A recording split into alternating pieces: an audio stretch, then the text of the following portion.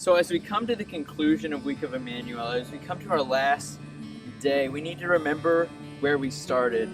In chapter 9 of Matthew, Jesus calls his disciples to pray, not only through his words, but also through his actions. We see Jesus as relying on prayer as his strength.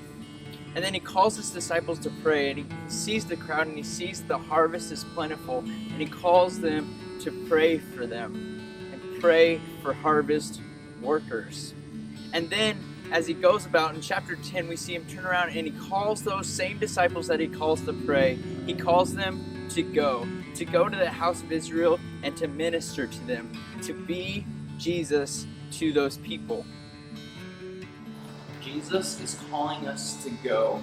Make no mistake that just as he called his disciples to go into their homes and towns to proclaim the news that the kingdom of heaven is at hand, Jesus is calling for us to do the same in our home of Lincoln, Illinois. He's calling for us to fill the ministries, to make sure all the service opportunities are met, and to love this town of Lincoln well, to make sure that we care for it well, and to make sure that the people, the residents of this town know that we are here for them and to serve them in love through the restoration of the Spirit, through the resurrecting power of the Spirit of God. We have that same power to make sure restoration happens here. And through the example of Jesus, we will go forth in order to make sure that restoration happens in Lincoln, Illinois, all for the glory of God.